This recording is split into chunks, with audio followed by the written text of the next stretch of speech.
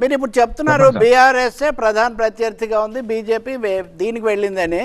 కానీ మీరు బీజేపీని ప్రత్యర్థిగా టార్గెట్గా మీరు భావించడం లేదా? మీ నిజామాబాద్తో సహా ప్రతి చోట ఇప్పుడు ఉదాహరణ కొన్ని చోట్ల వచ్చినవి ఇవన్నీ అందరినీ కలుపుకుపోవడం, ఈ దృష్టి కాంగ్రెస్ పార్టీకి వ్యూహాత్మకంగా ఉందా లేదా ఉంటుందా ఉండదా? అంటే ఒక్కటిసారి ఇక్కడ రూరల్లో అసలు బేసే లేదు బీజేపీకి.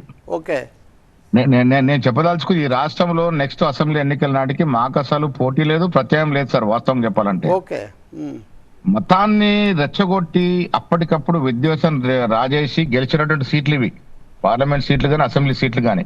ఇవాళ కార్పొరేషన్ లో మాకు నిజామాబాద్ కరీంనగర్ లో కొంత మెజారిటీ పాపులేషన్ మైనారిటీస్ ఉన్నారు.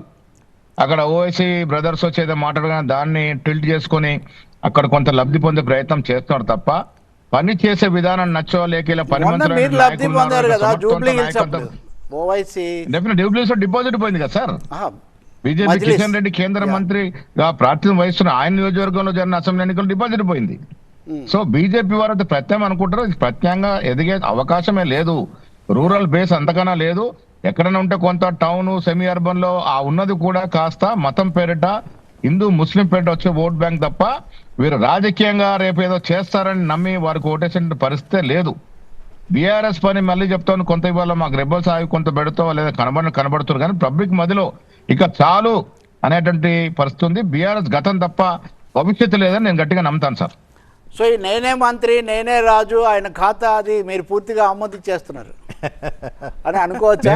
పరిపూర్ణంగా ఏ కాంటెక్స్ట్ లో ముఖ్యమంత్రి గారు ఏ సందర్భంలో మాట్లాడినారో మరి అది ఒక పేపర్ లో నేను కూడా చూశాను. ఎందుకు మాట్లాడారో తెలియదు, మేము మున్సిపల్ ఎలక్షన్ బిజీగా ఉన్నాం. మరి ఆయన ఏ కాంటెక్స్ట్ లో మాట్లాడో చూడాలి సార్ అది.